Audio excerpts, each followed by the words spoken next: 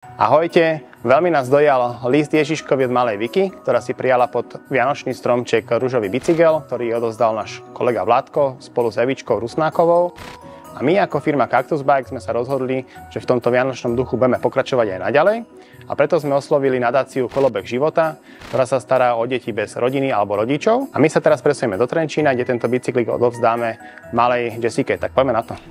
Takže dorazili sme na miesto do Trenčína, kde býva Jessika a tu máme jej maminu, pani Paškovú. Dobrý deň. A tej by som chcel odovzdať v mene Cactus Bike takýto krásny bicykel. Dúfam, že urobí radosť v rodine a Jessika ho využije. A môžete aj vy. Moja dcera bude veľmi šťastná, lebo tá strašne tužila po takomto bicykli. Super, to sme radi. Si ho ja nemôžem sama dovoliť, kvôli tomu, že mi zomrel muž, tak sa starám sama o dceru. Takže je to pre mňa veľmi veľká pomoc a moc vám za to ďakujeme. Obidve. My sme radi, že sme pomoc. Veľmi radi, veľmi radi. Ďakujem veľmi pekne. To je môj? Áno. To máš darček pod stromček, áno.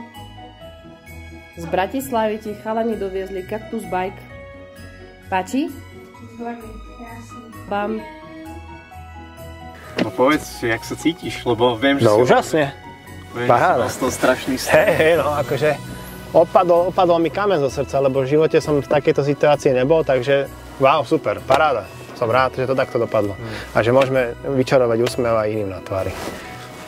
Tešíme sa. Čau, čau.